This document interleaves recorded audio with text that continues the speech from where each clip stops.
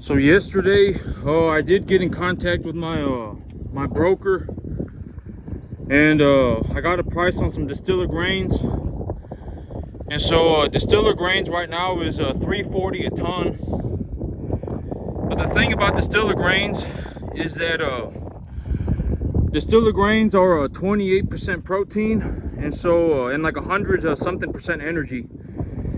And so I've always said, the answer's not going to change. I feed my animals a roughly 65% TDN, 12 to 14% diet, protein diet. And so when I got these animals, if I do buy the distiller grains, let's say I buy the distiller grains, and the thing that I need to mix the distiller grains with to get the animals on a proper ration is something like a roughage material hay.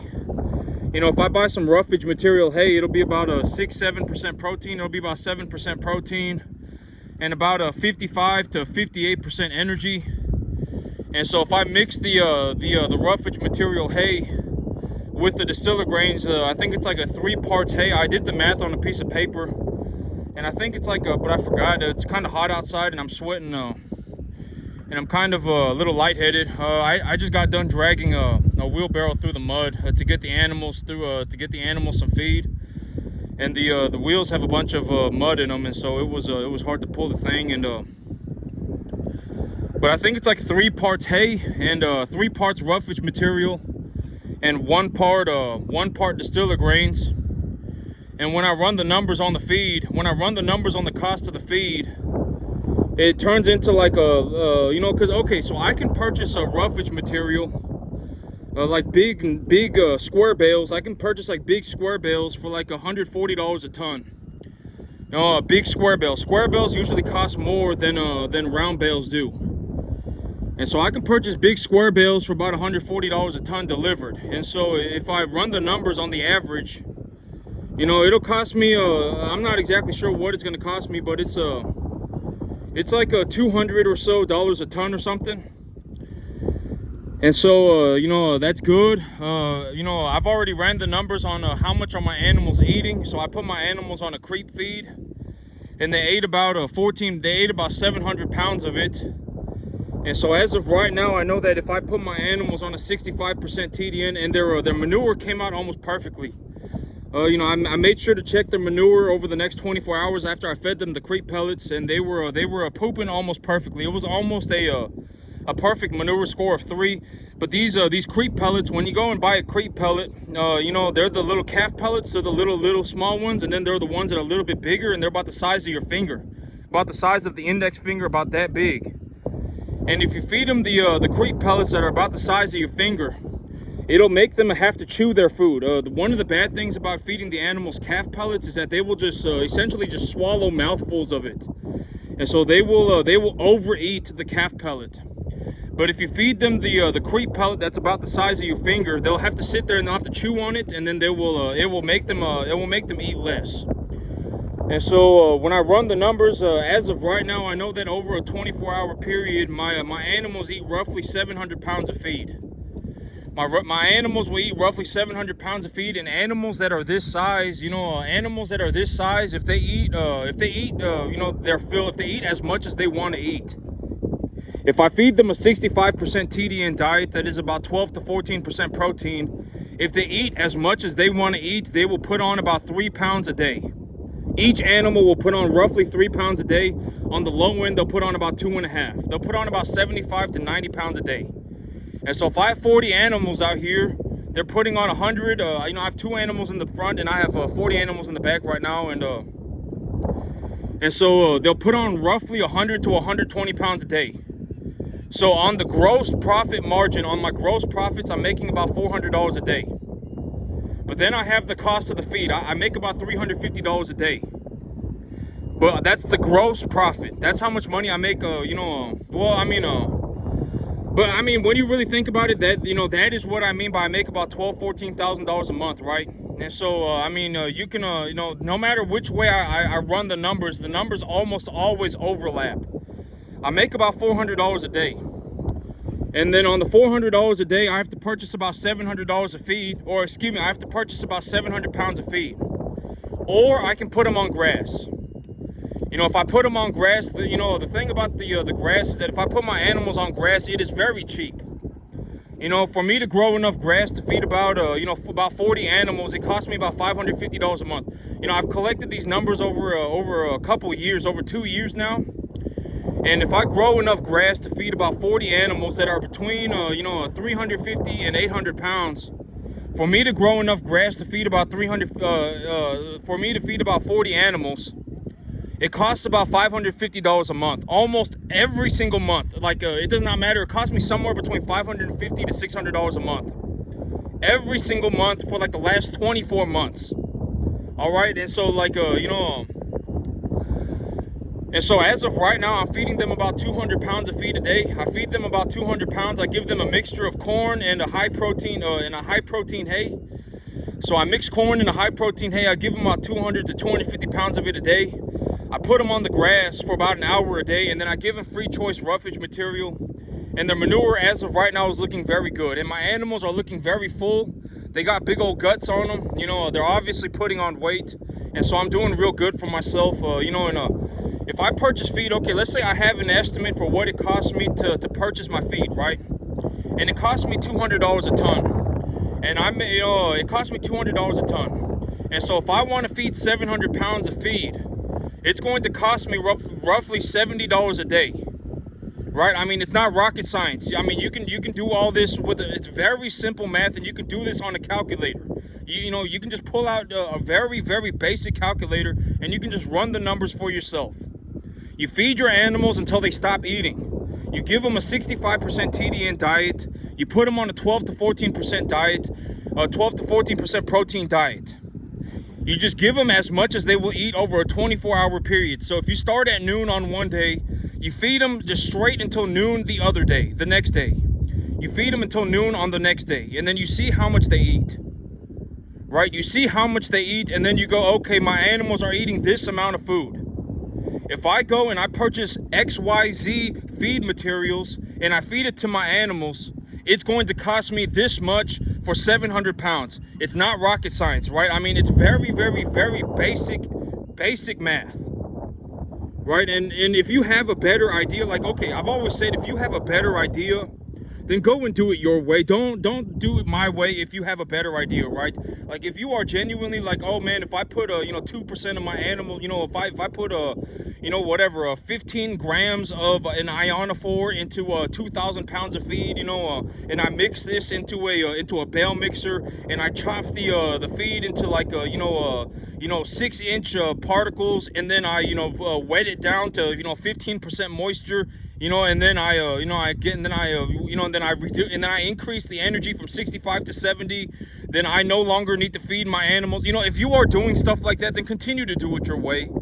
You know, but I mean, you know, if you are looking for an objectively correct way to do things that is very simple, this is an answer for you. Right? I mean, I understand that there are like places that it's like, oh my, you know, if we increase the energy ration by 10%, if we increase the energy from 65 to 73%, and then we reduce, and then we add a certain amount of an ionophore to the feed, and then we give the cattle a growth increasing whatever in their ear, and then we put them on the feed, then we can actually increase the animal's body weight by 3.5 pounds a day by only feeding them 2.75% of their body weight a day. You know, I understand that there are people doing stuff like that, and if you're doing it that way, then continue to do it your way. You know, don't do it my way. You know, if you have an objectively better way of doing things, then do it your way. But if you have zero idea, like if you are legitimately a tard and you have zero idea what to do, then this is an answer for you, right? I mean, this is how you do it, right? I mean, because the last thing you want to do is start self-imploding on yourself, right? You don't want to go and legitimately self-sabotage yourself. I was born with the answer. I don't need to do any of this, and everything is going to work out for me in a mystical, magical fashion. You don't want to be that. If you don't have an answer, this is the answer for you. Okay, if you want a very simple way of doing things, you don't need big machines, you don't need any machinery. You can just look at the animal's poop. You can feed them you can just free choice feed them the ration. You can give them the ration and just let them eat it. and then you're good to go. You don't have to chop up any bales. You don't have to add any ionophores to your food. You don't have to cut you don't have to cut the feed to a certain particle size. You don't have to add a certain amount of moisture to the feed. You don't have to do any of that stuff. You just give the animals the food, let them eat it. If you want to put them on, you can put them on grass for an hour, let them eat the grass for an hour, and then you're just good to go. And then roughly your animals will put on about 3 pounds a day. Where you don't want to be is you are a complete tard. That's where you don't want to be. I was born with the answer. I don't need to figure this out. If I just do it my way, then I end up in La La Land as a mystical, magical, that's where you don't want to be. Or if you don't have an answer, here is the answer for you. If you have an objectively better way of doing things, then do it your way. Because okay, I've already said, I said this like 15 times before, but most people should not be starting their own business. Most people should not be starting their own business if you are poor. I've already categorized poor into 3 sections, right? Number 1, you are poor if you are broke. If you are broke, you are poor. If you have no money, you are poor. Number 2, if you have no retirement, you're poor. Number 3, if you legitimately have so little money that it is causing your family problems, you are also poor. And if you are poor, you should not be throwing some Hail Mary, right? I've already said, like 15 times, realistically, you could wake up tomorrow and not be poor if you wanted to, right? But most of the time you are poor because poor is the only thing you know. And you also exist in a microcosm of a universe that encourages you to be poor, right? Almost all the time, that is why you are poor. If you knew how to be rich, you would not be poor. You would choose to be rich. Almost everybody would choose to be rich. 99.999% of you would choose to be rich. But the reason you are poor is because poor is all you know. And if you are poor, you could legitimately wake up tomorrow and not be poor. You could wake up tomorrow and you could go, oh my God, you know what I'm going to do today? I'm going to go and look for a better job. I'm going to look for a job that pays me more money. That's what I'm going to do today. Instead of just doing the ridiculous nonsense that you are doing, you could wake up tomorrow and just go, you know what I'm going to do today? I'm going to go and look for a better job. I'm going to look for a job that pays me more money. And then you know what I'm going to do with the money? I'm going to invest it in something. I'm going to talk to the banker about buying a house. I'm going to go and I'm going to talk to the banker about buying a house. I'm going to go and talk to the banker about buying land. Whatever, any sort of equitable investment. Invest in something, right? That's what I've said. Is a house a good investment? No, it's not a good investment, but at the end of the day, it is something. And it is better for you to invest in something than nothing. Right? And so, go in and, you take them. Let's say you wake up tomorrow and you say, whatever ridiculous nonsense that you are doing today, you don't do it anymore. You wake up tomorrow and you just say, you know what I'm going to do today? I'm just going to go and look for a better job. I'm going to go and look for a better job because if I have a better job, I'll make a little bit more money. I make an extra, $1,000 a month. And if I make an extra $1,000 a month and I take the money that I have right now, I can go and buy myself a middle-class home. Right? I can just leverage my income for a middle-class home. I can go and buy myself a decent home. Or I can, do whatever, start a Roth IRA. Right? I mean, you can invest in something, right? I mean, something, anything. Please, for the love of God, anything. Anything besides being poor, right? You can invest in something. You can say, you know what, tomorrow, instead of doing this ridiculous nonsense that is driving me to be poor for forever, I'm not gonna do that anymore. And then tomorrow, you know what I'm gonna do? I'm gonna find a better job. I'm gonna find a better job. I'm gonna make a little bit more money. And when I make a little bit more money, I'm gonna take the money that I have and the extra money that I make, and I'm gonna go and talk to the banker. And I'm going to talk to the banker about, buying a home. And then and then the banker's going to tell you how much money they'll give you. And then you can go and buy yourself a home. You can start yourself a Roth IRA. But please, for the love of God, do not self-sabotage yourself. Oh my God, now that I got an extra $1,000, I'm going to go and buy myself, a better car. I'm going to go out to the restaurant every weekend. I'm going to go and act like a complete tard for the rest of my life. Please, for the love of God, don't do that, right? I mean, legitimately. Okay, so here's the thing. Most people, they will manage to get out of a category. Getting out of category 1 is not very difficult. You just go and find a better job, right? You go and find a job that pays you more money. That's it, right? And boom, now you have extra money, right? You don't even have to work more hours. You just go and find a job that pays you more money. It's not hard, right? Don't turn into, a lot of the times, when you talk to poor people, it's like having a life or death battle for everything, right? I mean, and I can almost guarantee you, like if there are 1,000 of you watching my video, 900 of you are poor.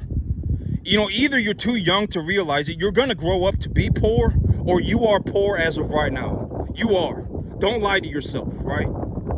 900 of you, and if you're young, and you're like you're on your way to be poor. Like, you may not notice it yet, but by the in 15 years you're just going to be poor, right? I mean, you're going to be broke. You're not going to have a retirement. You're not, and if you do have a family, your family's legitimately going to be struggling because you make so little money. And then you're on some nonsensical thing. You're going to throw a Hail Mary. You fell out of heaven at 7. My life is a mystical, magical journey. If everything works out for me in a wonderful fashion, then I'm going to go walking off into the sunset, holding hands with my buddy pow pows, singing Kumbaya. That's going to be you.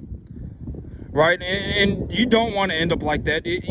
Realistically, it is you can wake up tomorrow and not be poor. I don't know if but you can. All of you can. If you are poor right now, you don't have to be poor tomorrow.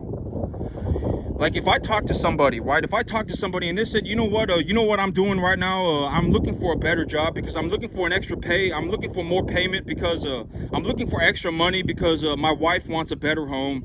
My wife wants a better home, and I want to start a Roth IRA. And so what I'm doing right now, I'm looking for a better job. Very reasonable. Like, if I spoke to you and that is what you told me, I would be like, this is a very reasonable person, right? I mean, it's a very reasonable person, right? They're not like, oh my God, I'm gonna throw some Hail Mary. It's gonna get caught, and then when it gets caught, I'm gonna go skipping off into La La Land, holding hands with my buddy pow pows, singing Kumbaya in a mystical, magical fashion, right? It's not like that. It's just, I'm looking for a better job right now because my wife wants a better home, and then I'm gonna take the extra money that I have, and I'm gonna buy the extra, I'm gonna buy a better home, and then I'm gonna take the extra money and I'm gonna invest it into a Roth IRA. I'm just gonna buy the S&P 500 and put it into a Roth IRA, and then I'm just gonna call it a day. And then I'm not going to self-sabotage. It's not like you are not, please, for the love of God, do not, a lot of times, people will self-sabotage themselves. I mean, but once you see it, you cannot unsee it. Right? Once you see it, you cannot unsee it. I'm telling you, once you see it, it's like, oh God, this is happening all over the place, right? I mean, legitimately happening with like 98% of the population of the earth. It is happening with almost everybody. Almost everybody will get right to the goal line and then self-sabotage themselves, right? They found a better job. They found a way to make some extra money, right? They're invested into something. Maybe they bought a home. Maybe they started a Roth IRA, or whatever it may be. They started investing into something, and then they get to step number 3 and they go, well, I have some extra money, and so I'm gonna go and get myself a better apartment. I'm gonna get myself a better car, and then they just ruin themselves again, and then now they have to go back to square one, right? So do not please, for the love of God, do not self-sabotage yourself. I mean, most people should not be starting a business. Like when I listen to, because when I listen to people's ideas and they're like, oh my God, I'm going to go and start a business, it's some ridiculous thing, right? It's like they're going to throw a Hail Mary. They're going to, okay, I've already said, if you cannot make money to begin with, you are not going to make money if you throw more money at it. It is easier to turn $1 into $10 than it is to turn $10 into $100, and it is easier to turn $100 into $1,000 than it is to turn $1,000 into $10,000. It is easier to turn $10,000 into $100,000 than it is to turn $100,000 into $1 million. The more money you look to make, the harder it becomes. And it is an exponential scale. That is, at the end of the day, that is why most people cannot make more money. Because when you try and make more money, especially, if you try and make a drastic sum more money, like if you are legitimately like, I'm going to wake up tomorrow and I'm going to make myself, $250,000 a year, most people cannot do it. It is too difficult. You will not be able to figure it out, and then you will quit. Right? Either the workload will get too hard, you won't be able to figure it out, and then you'll quit. Realistically, for most people, almost everybody, if you are poor today and you don't want to be poor tomorrow, realistically, the most realistic way to do it is to just get yourself a better job. Get a job that pays you more money. Don't even work more hours. Working more hours is not going to save you. Working more hours, I mean, if you want to work a few more hours, go for it, but it should not be your plan for the long run. Working more hours should not be your plan for the long run. You should be looking to get a better job or get a promotion or something like that. You should be working towards a promotion. You should be working towards getting a job that pays you more money. And then you can invest that money, right? You make some more money. You've gotten yourself out of the hole. You know, you're not in the situation where you are, you know, with this ridiculous nonsense every single, oh my God, if I sit here and I budget my last $20, you're doing something. If I do ABC, then and then XYZ, I'm gonna go and beg for help, and then when I beg for help, it's everything's gonna work out for me in a mystical, magical fashion. You're not thinking like that anymore, right? You don't want to be. The moment you start thinking like that, you are going to be almost. And if you are, if you are in I fell out of heaven a 7 mode, and this is part, a lot of especially younger people will be in I fell out of heaven a 7 mode. You will believe that you're going to walk off into the world and then things are going to work out for you in a mystical, magical fashion. But almost every single last one of you are either going to get divorced, you're going to have financial problems, or you're just going to be broke and you're going to have no retirement. Legitimately, over 90% of you are going to end up in one of these 3 categories, right? And I've always said, if you end up in category number 3, your chances of getting divorced go up drastically. Like, if you have so little money that it's causing your family problems, the person that is going to upset the most is probably your wife. Realistically, because, like, if you're a guy and you don't have money, it's not that big of a deal, right? Because it's like, me, like me, if I don't have any, if I don't have any money, it's just me. If I, it's just me. And I've already talked about this 50 times in the past, but it's like, like if I don't have any money, but that's the thing about me. It's like, if I don't have money, I'll just go and make myself some more money. I can make myself as much money as I want. I make a ballistic amount of money in the cattle business. I can make myself as much money as I want. I can go on the internet right now and find a 30-acre farm that somebody is renting with a house on it. They're renting it for like $3,000 a month, right? $2,800 a month. And if I rent that $2,800 a month 30-acre farm, I could go and run cattle on it. I don't even need to put anything at risk. I don't need to go and ask the bank for a loan. I can just show up on the farm, buy a $2,000 tractor, and, I'm good to go. I can legitimately start making myself money immediately, right? I mean, it's not that big of a deal for me. I know how to make the money, so it's not that big of a deal. Me, as long as I run cattle, I can make as much money as I want, And so, especially if you're young, a lot of the times, what happens, it happens the most often with young people. And it's I fell out of heaven a 7. You think that you're going to walk off into the world and you're going to turn into some mystical, magical creature, and that everything's just going to work out for you and you're going to make some boatload of money. And then you go out to the world and then you meet people like me. And it's like, if you try and get into the farming business, people like me will legitimately crush you. And then you don't stand a chance. And then it's like, oh God, how do I, because here, I've already talked about this, but money, the thing about money is that for me to make $1, it is just as hard for me to make $1 as it is for anybody else. When you have a business, if, like, let's say me making money in the cattle business, right? When I make money in the cattle business and I'm making dollars, I am competing with everybody on the global stage that is also running cattle for money. Like, because the dollars that I make is the same dollars that anybody else makes. And so it is just as hard for me to make $14,000 a month as it is for anybody else, particularly on a 10-acre field. Most people, they cannot do this. And, I've already said it like even 5 times on just this video, most people should not be trying to start a business. Your most realistic way of not becoming poor is to just get yourself a better job and then invest into something, and then do not self-sabotage yourself. That is the most realistic way of not becoming poor. Like, if you let's say you are poor today, you've categorized, and I've always said being poor is like being on drugs. A lot of times, like, if you tell a drug addict they're on drugs, they're going to get upset with you. If you try and take their drugs away, they're going to get upset with you. They're going to hold on to some nonsensical thing. Oh my God, but I need the drugs. Oh my God, I'll quit tomorrow. Oh my God, whatever it may be, right? Being poor is like being on drugs.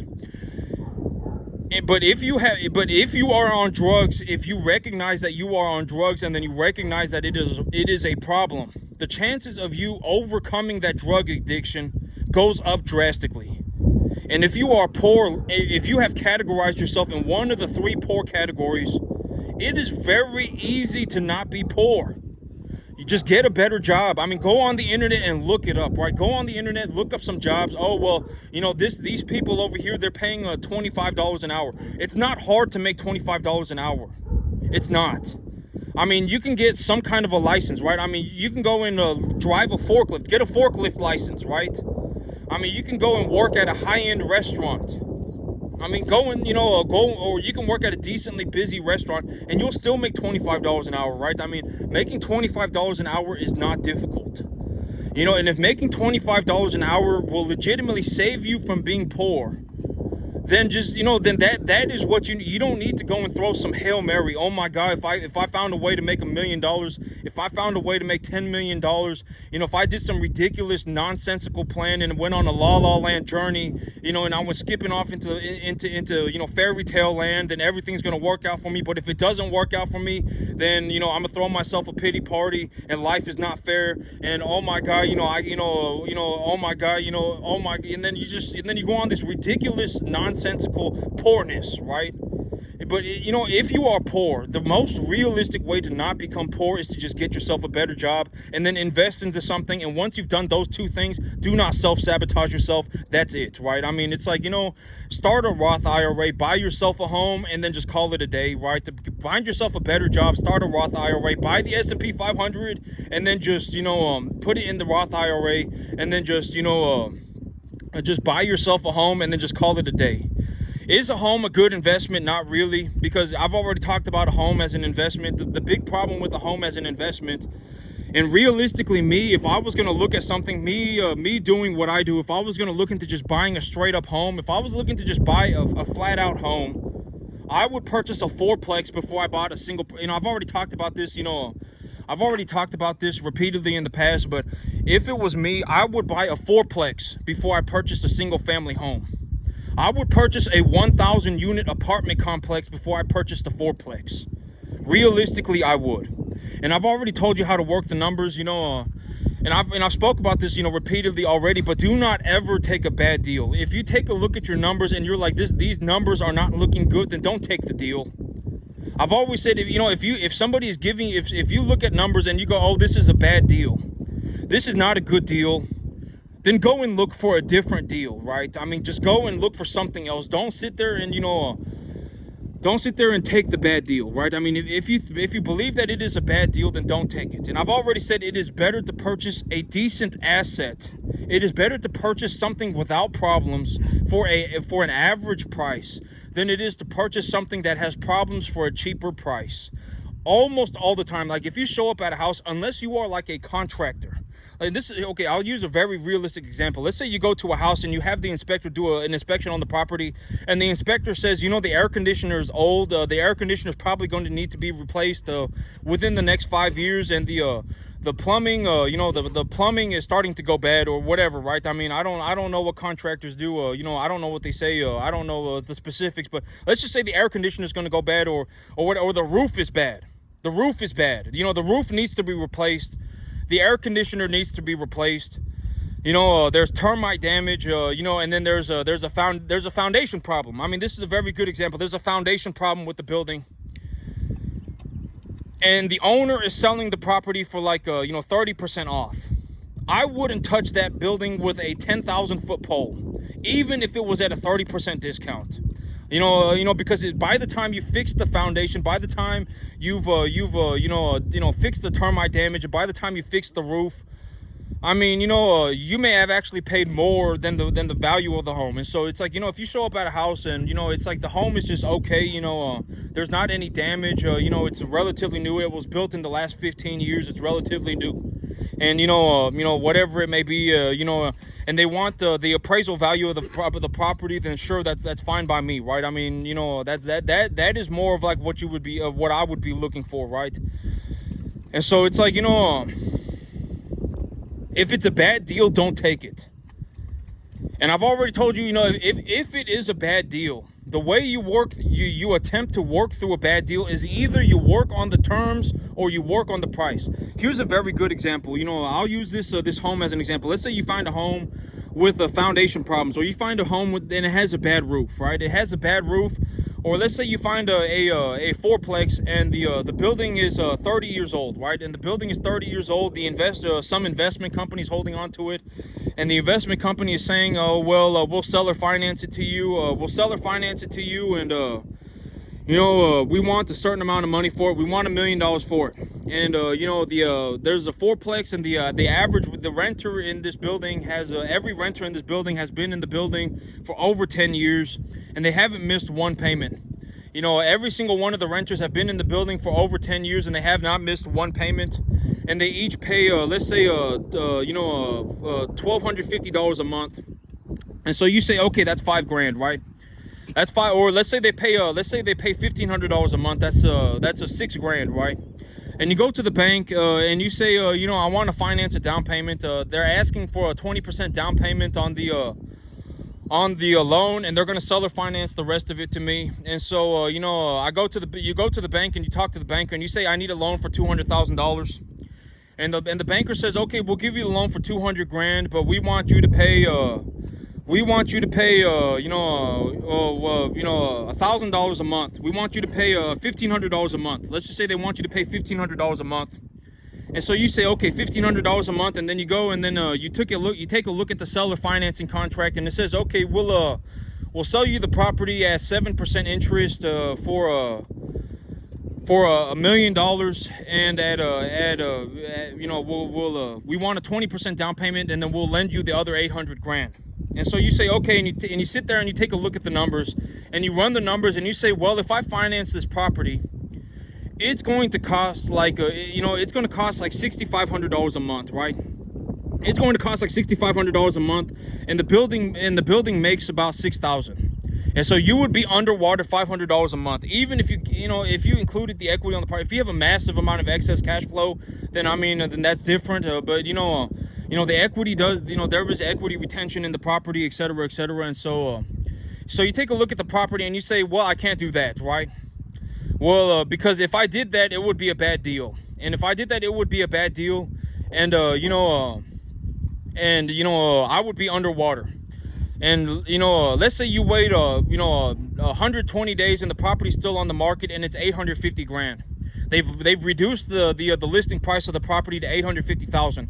And so now you run the numbers and you say, well, at $850,000, if I raise the rent by $100 a person or whatever, I could be above water.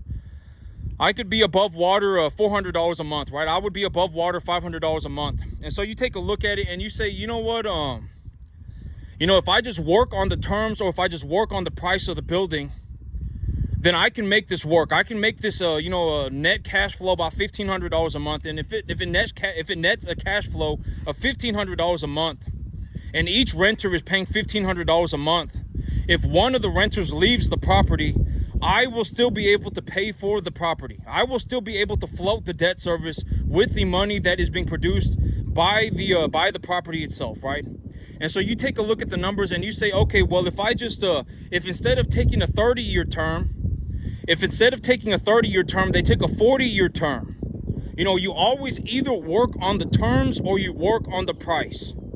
You don't ever just take the deal for what it is. You either ask for better terms or you ask for a better price.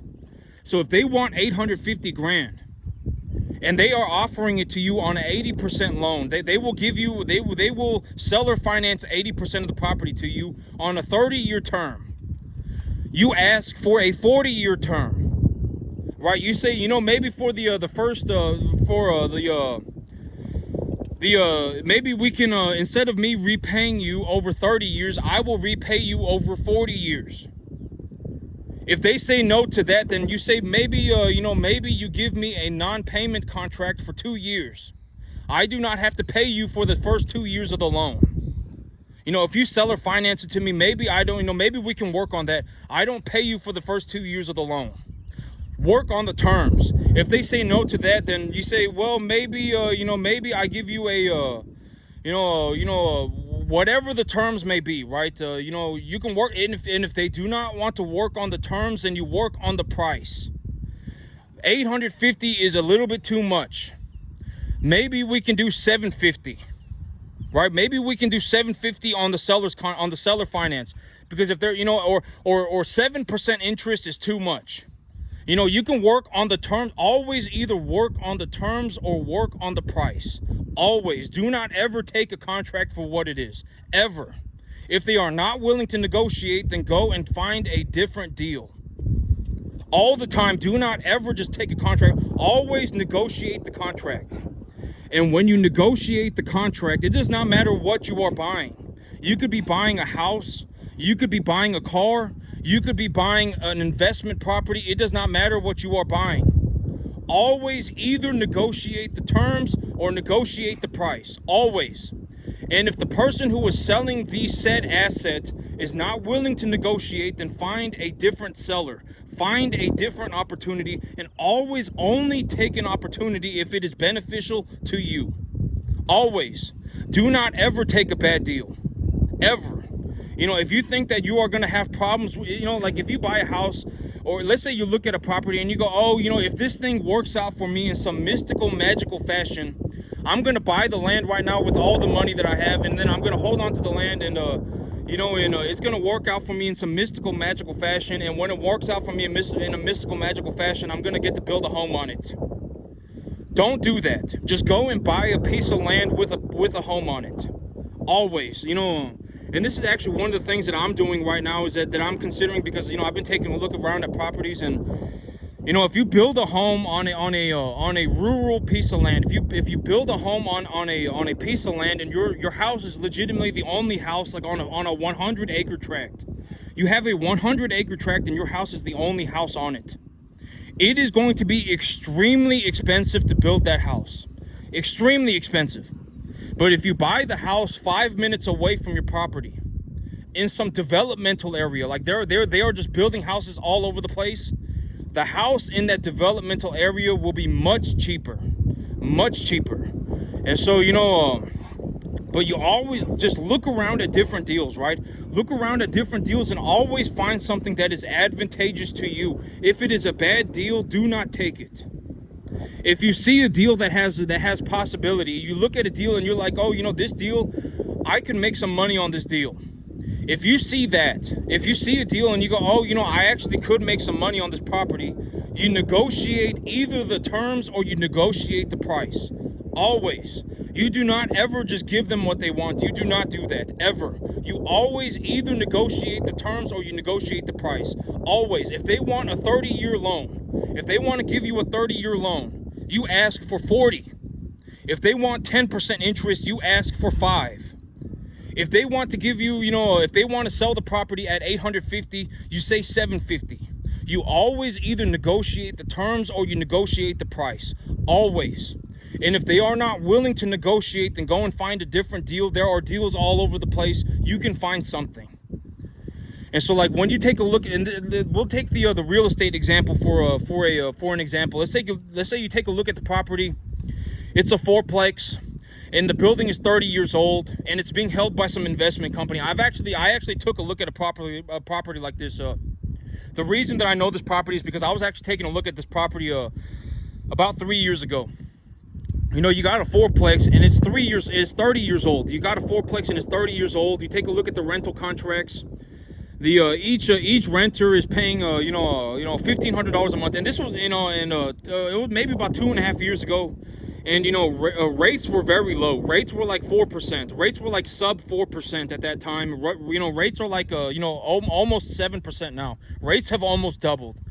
And so at that time, rates were about 4%. And I was like, you know, if I take a loan for $850,000 and I buy this fourplex, then, you know, I would be paying less than $5,000 a month. I would be paying less than $5,000 a month. You know, for a loan for $850,000 is like less than it's like $4,000 a month.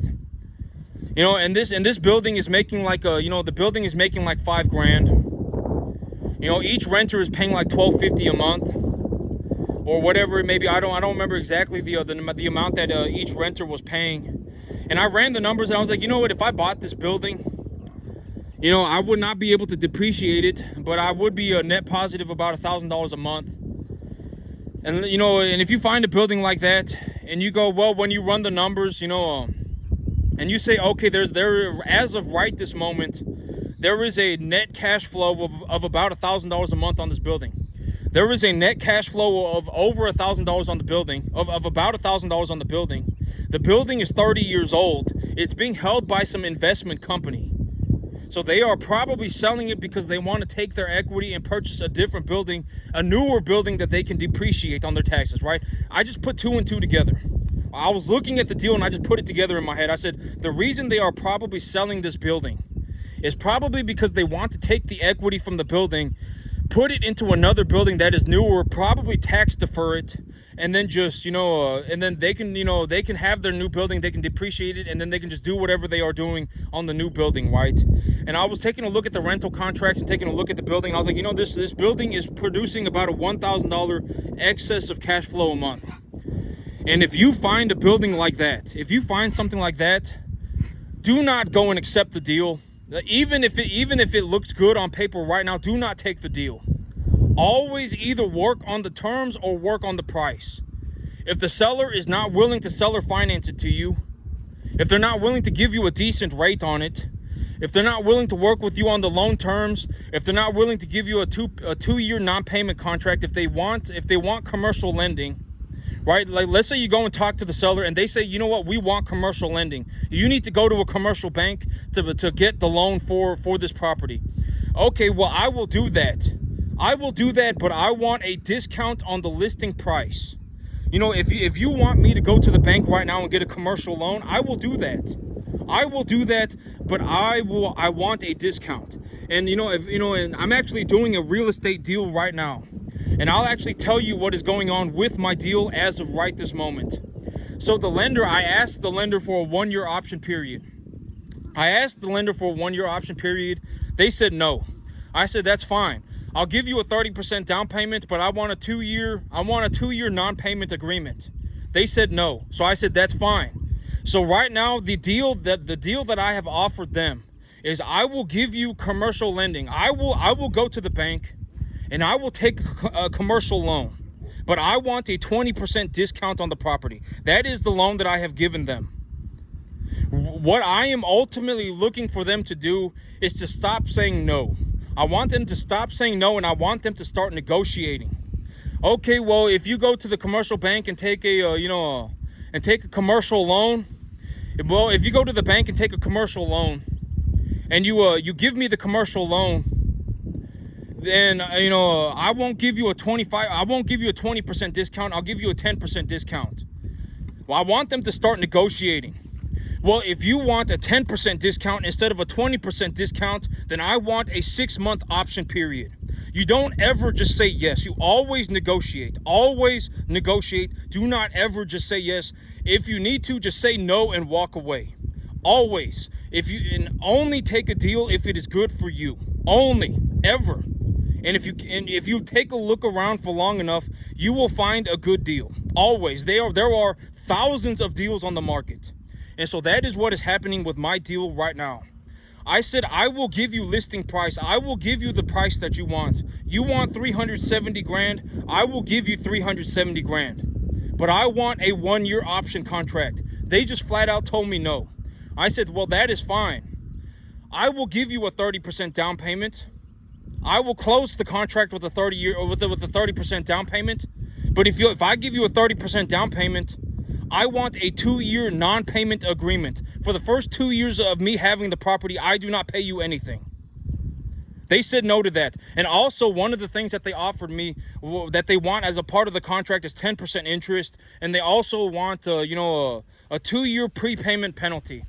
They want a 2-year prepayment penalty and they want a 10% interest. And so what I told them was, I will give you 10% interest. I will give you a 30% down payment. I will agree to your 2-year prepayment penalty. I will agree to that as well. But I want a 1-year option contract. That is what I want. I want a 1-year option contract. They told me no. Well, I said, okay, well, I will agree to your prepayment penalty. I will agree to your 30% down payment, and I will agree to your 10% interest. But I want a 2-year non-payment on the loan for the first 2 years of the loan. First 2 years of the loan, I do not pay you anything. They said no to that. So now my third offer is I will give you commercial lending. I will give you commercial lending. I will go to the bank and take a loan for the commercial value. I will go and get commercial lending. I will go to the bank and get a loan for the property. But if I do that, I want 20% off of the listing price. Always either negotiate the terms or negotiate the price. And realistically, what I am looking to get them to do is to start negotiating with me. I am looking to get them to start negotiating with me. Do I think that they're going to take my deal? No, I do not.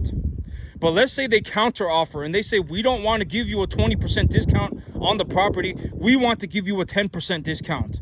Well, if you want to give me a 10% discount and not a 20% discount for that portion of the contract, I want a 6-month option contract. Always negotiate. You do not ever just say, you do not ever say yes to anything. It is, you always disagree with their terms. Always disagree. If they give you whatever they are offering you, tell them no. Always disagree. I am not going to give you $370. I will give you, if you want a commercial loan, I will give you $300. If you want 10% interest and a 2-year prepayment penalty at listing price, if that is what you want, then I want a 2-year option contract, or I want a 1-year option contract. If you want the 30% down payment, and you want a 10% interest, and you want to put it on a 20-year term, and you want a 30% down payment, and you want a 2-year prepayment penalty, then I want 2 years of non-payment on the loan. You always negotiate. Do not ever buy something for what it is. Ever. Unless you have some financial advantage for doing so. Unless it's, it's like already it's at a very good price. For whatever reason, it's like, let's say the owner is about to die. The owner genuinely believes they're about to die, and they're like, you know what, we need to sell this property like ASAP. Like the owner is like in the hospital right now, with terminal cancer. The owner is in the hospital right now with terminal cancer, and they are offering this deal at a good price.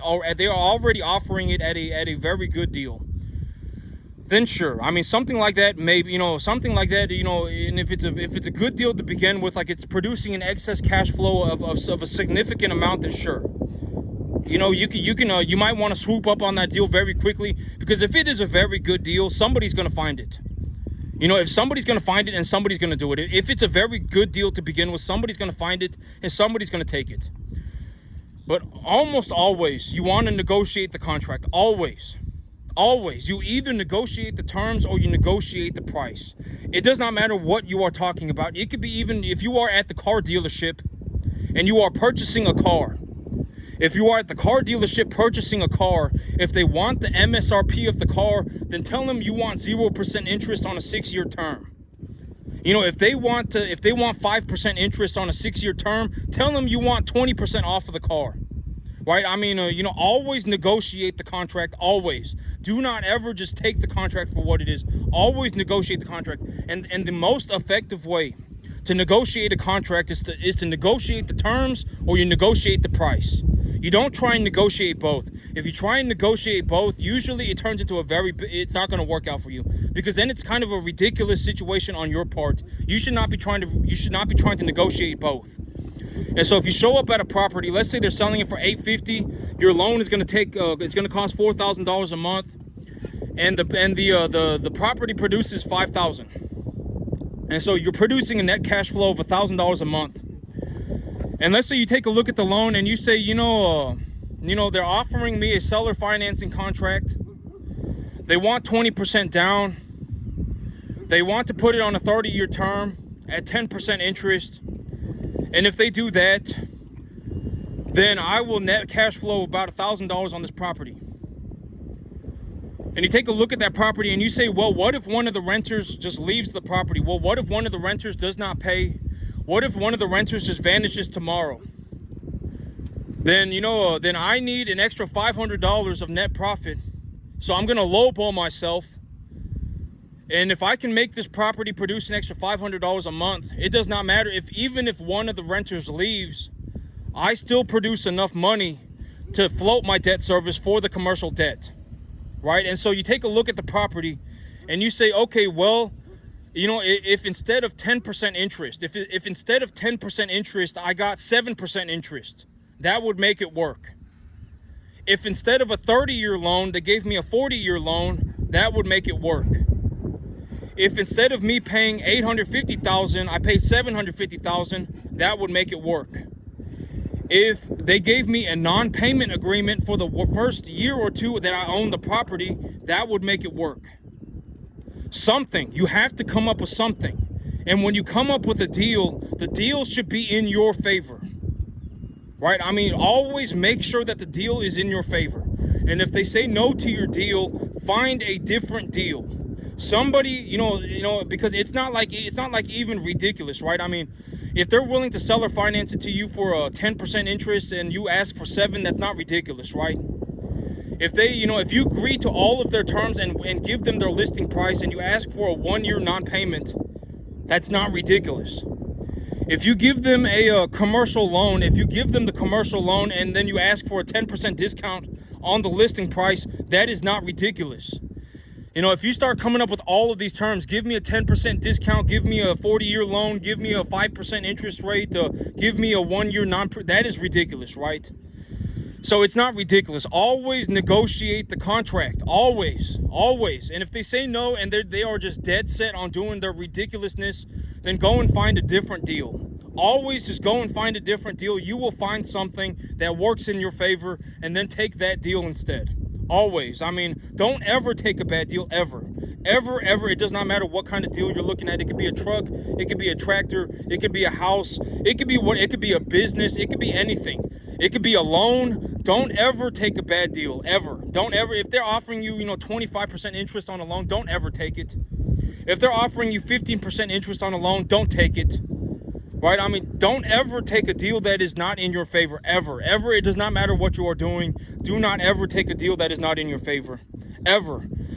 Because usually if it's not in your favor, it's just going to turn into a problem for you, and then it turns into a problem for you, and now you got, and now you're like, right back to square one. You're completely poor. You're completely poor. You're invested in, you invested into something. You got all the way past step 2. You invested into something, and then you self-sabotaged yourself, and now you're at step number 1 again, right?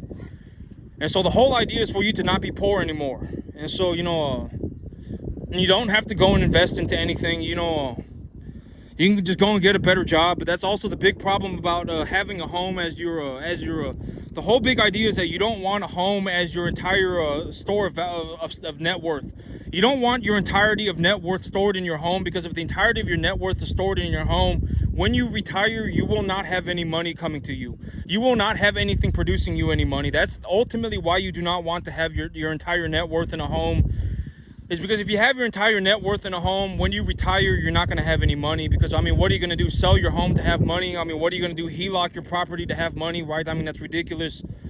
I mean, you don't want your entire net worth in a home. You want to have some kind of something that is paying you 24/7, 365 days a year. And a very good example of this is my cattle. My cattle pay me 24/7, 365 days a year. I make about $400 a day. Even when I'm not here, I'm making about $400 a day. Even when I'm asleep, I'm making $400 a day. When I'm at work, I'm making $400 a day. Even right now, I'm making $400 a day. Even when I'm sitting here making this video, I'm making $400 a day. That's it for me today, YouTube. Y'all have a good one.